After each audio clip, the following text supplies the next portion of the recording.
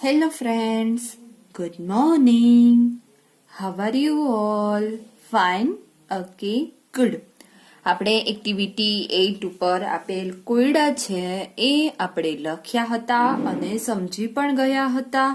આજે આપણે એક્ટિવિટી 9 છે જે યુનિટ નંબર 3 પર આવેલ છે 66 પેજ પર મસ્ત મજાની એક પોયમ આપેલી છે. તમને ચિત્ર ઉપરથી તમને ખ્યાલ પડી જશે કે કેટરપિલર એટલે શું થશે તો કે એક પતંગિયાની જે ઈયળ છે એને શું કહેવાય? કેટરપિલર. બરાબર. અને બટરફ્લાય એટલે શું થશે તો કે પતંગિયું. પણ જે પતંગિયાની ઈયળ હોય તો એને શું કહેવાય? કેટરપિલર. હવે આને કેટરપિલર જ શા માટે કહેવાય એ આપણે પછી જોઈશું. પહેલા તો એક્ટિવિટી નંબર 9 પર આપેલ પોએમ છે એના સ્પેલિંગ છે એ આપણે લખીશું અને તમારે પણ તમારી નોટબુકમાં આ સ્પેલિંગ લખતું રહેવાનું છે. બરાબર. તો તમારે તમારી નોટબુકમાં રીતે ઉપર ટાઇટલ મારવાનું છે એક્ટિવિટી 9 પોએમ, આગળ લખવાનું છે સ્પેલિંગ. બરાબર. તો સ્પેલિંગ સ્ટેપ બાય સ્ટેપ જોઈએ. પહેલો સ્પેલિંગ છે બ્રાઉન. બ્રાઉન એટલે થશે કથ્થઈ. ત્યારબાદ છે ફરી, FURRY. ફરી એટલે થશે રૂવાટી વાળું. બરાબર. એકદમ રૂવાટી વાળું કોઈ બી પ્રાણી હોય અથવા તો પક્ષી હોય તો એને શું કહેવાય? ફરી, રૂવાટી વાળું. ત્યારબાદ છે કેટરપિલર. કેટરપિલર અથવા તો કેટરપિલર બંને તમે વાંચી શકો. પતંગિયાની ઈયળ. બરાબર. શું થશે? કેટરપિલર એટલે પતંગિયાની ઈયળ. ત્યારબાદ છે હરી. હરી એટલે ઉતાવળ. ત્યારબાદ છે ટેક. ટેક એટલે લેવું. ત્યારબાદ છે વોક. વોક એટલે ચાલવું. ત્યારબાદ છે શેડી. SHADY. શેડી એટલે થશે છાયા વાળું અથવા તો છાયડા વાળું. ત્યારબાદ છે લીફ. લીફ એટલે થશે પાંદડું. ત્યારબાદ છે સ્ટોક. જો આને સ્ટોલ્ક નથી વાંચતા, આપણે શું વાંચીએ છીએ? સ્ટોક. એમાં એલ છે એ સાયલેન્ટ છે તો સ્ટોક, STALK. સ્ટોક એટલે થશે દાંડી. જ્યારે કોઈ વૃક્ષની અથવા તો કોઈ ડાળખી હોય તો એને આપણે શું કહીએ? દાંડી. ત્યારબાદ છે ઓર. ઓર એટલે અથવા. મે બી એટલે બની શકે. બરાબર. ત્યારબાદ છે લવલી. લવલી એટલે સુંદર. પછી છે સ્પોટ.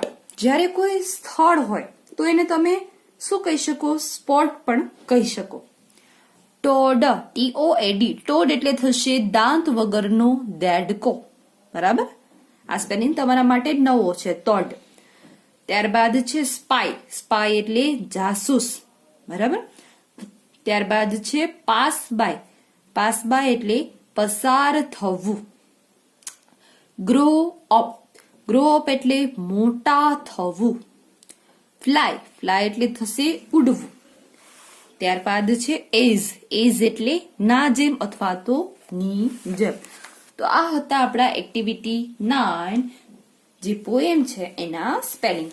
હવે આપણે આ પોએમને સમજવાની કોશિશ કરશું અને એમાં શું કહેવા માંગે છે એ પણ જોઈશું. તો અહીં તમને ચિત્ર આપ્યું છે એક કેટરપિલરનું, પતંગિયાની ઈયળનું. એને કોઈ કવિ છે એને શું સમજાવવાની ટ્રાય કરે છે, શું એને સંદેશો આપે છે. બરાબર. એ આપણે સમજીશું. તો આપણે પહેલા તો સરસ મજાની પોએમ છે એ વાંચી જઈશું. બ્રાઉન એન્ડ ફરી, caterpillar in a hurry. Take your walk to the shady leaf or stalk or what not, maybe a lovely spot. No toad spy you, no bird pass by you.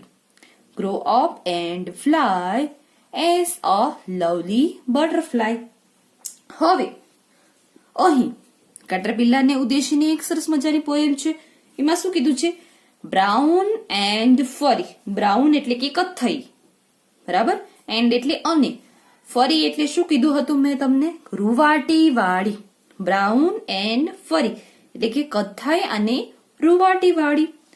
Caterpillar in a Hari. Caterpillar એટલે કે પતંગિયાની ઈયળ કેવી છે તો કે ઉતાવળી. ઉતાવળી પતંગિયાની ઈયળ. Take your walk, ચાલતી જા, એટલે કે આગળ અને આગળ ચાલતી જા. ટુ ધ, કઈ બાજુ ચાલવાનું કીધું છે? To the shady leaf or stalk. અહીં તમને આપણે જનરલી જોઈએ છે ત્યારે કોઈ જંગલમાં અથવા તો કોઈ વૃક્ષની દાંડીએ કોઈ પતંગિયાની જે ઈયળ છે, બરાબર. હવે આ પતંગિયાની જે ઈયળ છે એ અમુક ટાઈમ પહેલા શું હોય છે તો કે એક સામાન્ય ઈયળ તમને લાગતી હોય. હવે એમાંથી એનો વિકાસ થતો જાય અને ત્યારબાદ એની વિકાસ કર્યા બાદ તે એક પતંગિયામાં રૂપાંતરિત થઈ જાય, બરાબર. તો અહીં તમને એક કવિ છે એ સમજાવવા માટે પ્રયત્ન કરી રહ્યા છે. પહેલા તો તમને એક પતંગિયાનું એક વર્ણન કર્યું છે કે પતંગિયું છે, મતલબ કે જે પતંગિયાની જે ઈયળ છે એ કથ્થઈ કલરની છે અને રૂવાટી વાળી છે. પછી છે એકદમ ઉતાવળી છે, બરાબર. ઉતાવળી કીધી છે શા માટે? તો કે એ જેટલો ઉતાવળે ચાલશે અને આગળ ક્યાં સુધી ચાલશે તો કે છેક પાંદડા સુધી ચાલશે, બરાબર. એને ક્યાંય પણ અટકવાનું નથી, બરાબર. તો અહીં તમને શું કીધું છે? રૂવાટી વાળી અને કથ્થઈ. ઉતાવળી પતંગિયાની ઈયળ ચાલતી જા ક્યાં સુધી? To the shady leaf or stalk, એટલે કે છાયડા વાળા પાંદડા અથવા તો દાંડી સુધી. સ્ટોક એટલે દાંડી, શેડી લીફ એટલે છાયડા વાળા પાંદડા અથવા તો દાંડી સુધી.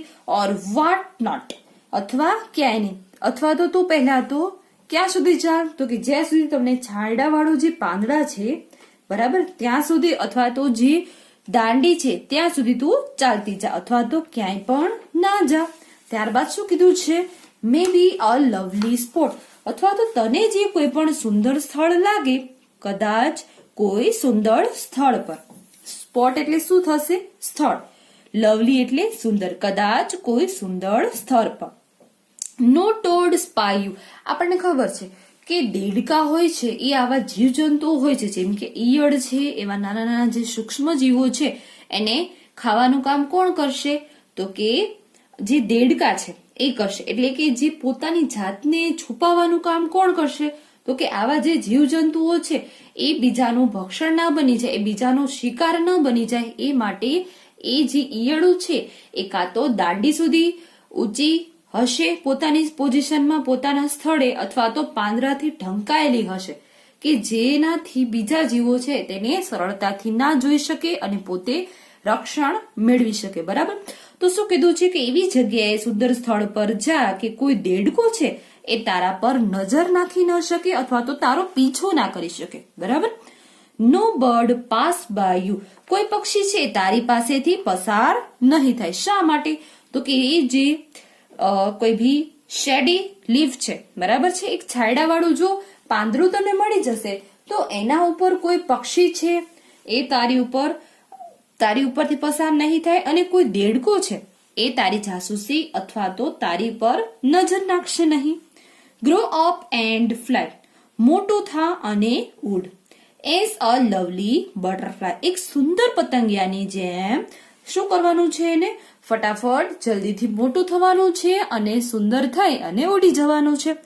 ત્યાં સુધી જ એની પેલી છે, બરાબર. પોતાની જાતને ક્યાં સુધી એને રાખવાની છે સલામત?